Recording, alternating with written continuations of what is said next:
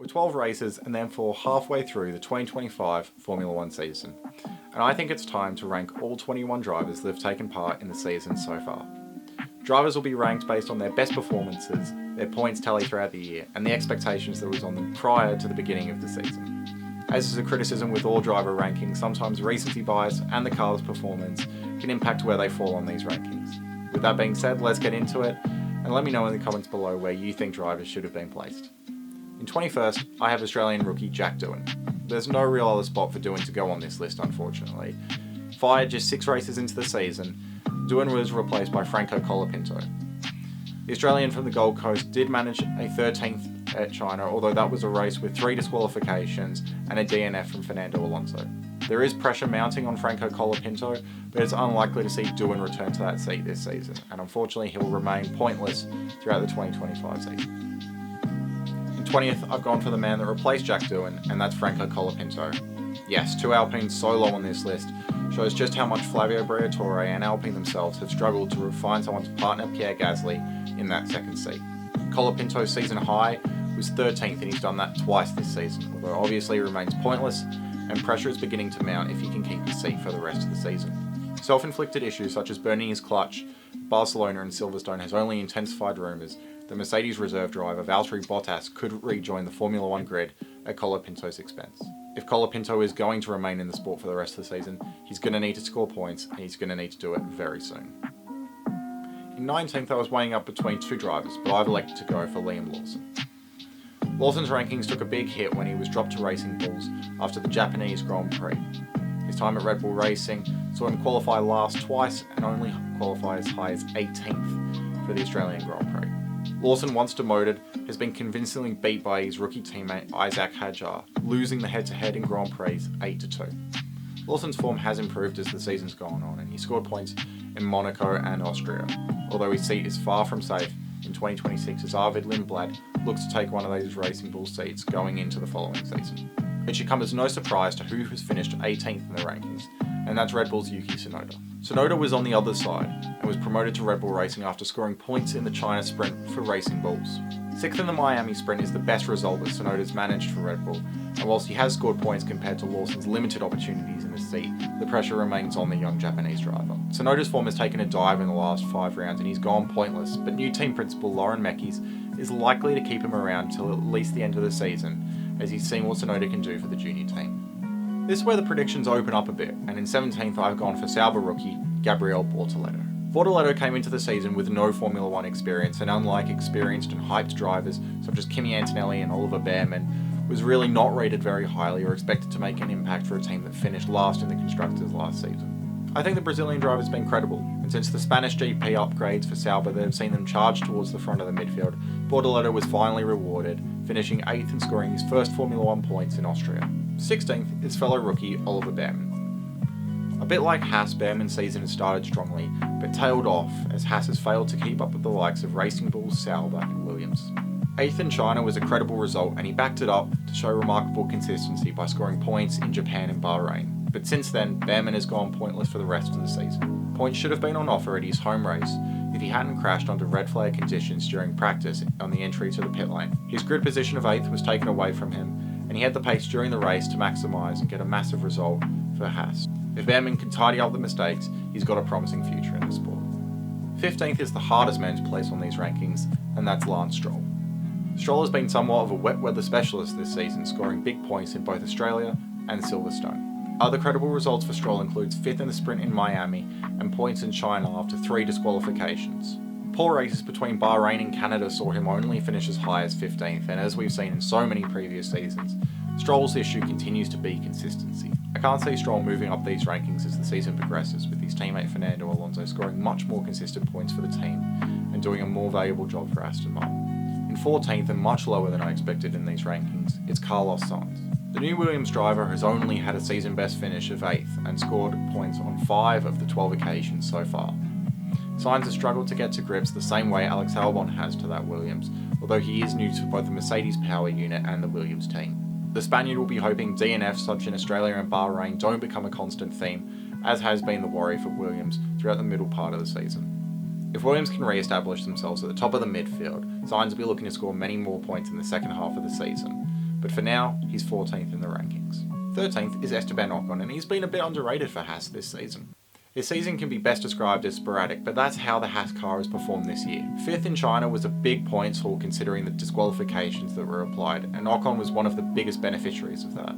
Ocon, like Sainz, has managed to score points on 5 of the occasions so far in 2025. But on top of that, he's winning his driver head-to-head with Oliver Bearman 8-4. For now, he sits 13th, but Haas will need to improve their car if he's a chance to score more regular points in the second half of the season.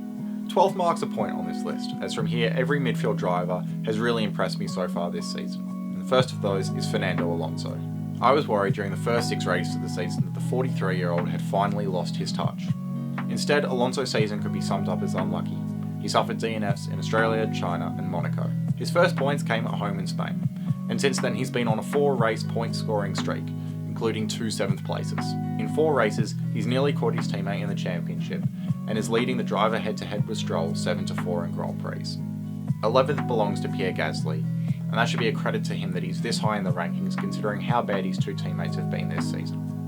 Gasly's been quiet this season and not taken a big statement result such as other midfield competitors. The 7th in Bahrain and 8th in Barcelona shows that he can maximise results when points are on the table. Gasly has kept Alpine afloat this season despite them being last in the Constructors' Championship. If Alpine can deliver Gasly some upgrades in the second half of the season, he might be able to salvage their season. Into the top 10 now, and it deservedly goes to Isaac Hadjar. Hadjar didn't have the same expectations or ratings coming into the season, such as Oliver Bearman or Kimi Antonelli. And in F2, Gabriel Bortoleto managed to beat Hadjar himself. But the Frenchman has been one of the surprises of the season and sitting on 21 points with a season best finish of 6th in Monaco. 5-point finishes for the year and leading his much more experienced teammate Liam Lawson in the Grand Prix head-to-head 8-1 is a real credit to the young rookie. Promotion too soon to the main team at Red Bull Racing could be a disaster like so many drivers before him. I hope they give him his full rookie season at Racing Bulls and look to promote him to Red Bull Racing in either 2026 or 2027. 9th may suffer from some recency bias, but it's warranted because it's none other than Nico Hülkenberg. Sauber have finally delivered a consistent car that can score points week in and week out. A fortunate result early on in the wet in Australia saw him come home 7th to start the season. But after a dry spell, Hülkenberg has done wonders, scoring points on 4 occasions. 5th in Spain before taking a maiden podium in Silverstone was a result that saw the entire paddock cheer for him. At 37 years old and after 239 race starts, the streak was finally broken and it couldn't have happened at a better time for Sauber. Hülkenberg's recent form sees him rated as the 2nd best midfield driver this season for me, and Red Bull, if Verstappen leaves, give this guy a call. 8th is our first frontrunner, and it's Mercedes rookie Kimi Antonelli. There shouldn't be a criticism on the Italian, he's done a fantastic job so far and took his maiden podium at just 18 years of age. As a consequence, he's the least experienced driver driving for a top team, but he's doing amazing considering the pressure that's under him. 4th in Australia, after a poor qualifying and in wet conditions, showed that Antonelli can be a future world champion if given the right car. For now, he's 8th, but with time Kimi Antonelli will rise up these rankings very quickly. 7th is a rough one to say, but it's Ferrari's Lewis Hamilton. It's been tough for the 7-time world champion to adjust to Ferrari this season. It looked like it had the potential to be fruitful with a maiden sprint win in China, but since then Hamilton is yet to feature on the podium after 12 races. His best result in a Grand Prix is 4th, where he's finished there 3 times. And unfortunately for Hamilton, his longtime Ferrari teammate, Charles Leclerc, is well embedded and has his measure. With McLaren, Verstappen and Russell holding a pace advantage over Hamilton, it sees him hard to feature on the podium anytime soon. 6th is my midfield standout driver of the season so far, and that's Alex Albon. The Thai driver sits on a mega 46 points halfway through the season with a best result of 5th. If it wasn't for 3 consecutive DNFs in Spain, Canada and Austria, the Williams driver would be well clear at the front of the midfield. Williams under Albon looks like a consistent threat, and I expect them to challenge for a podium later in the season. Coming into our top 5 now, and I'm starting with Charles Leclerc. 2nd at his home race in Monaco has seemed to be his only chance for victory this season. 3 podiums this season is credible considering the uncompetitive pace of the Ferrari. However, the Scuderia's new upgrade package does seem promising and Leclerc might be able to take advantage and win a race later in the season, but for now, he's 5th. 4th through 1st can really be put in any order, but I've started with George Russell. Initially I had George as high as 2nd on the rankings, but for now he's 4th, and that's mainly due to the nature of the Mercedes. Both Norris and Piastri have superior pace, and I believe that Verstappen's outperforming Russell in a less competitive car.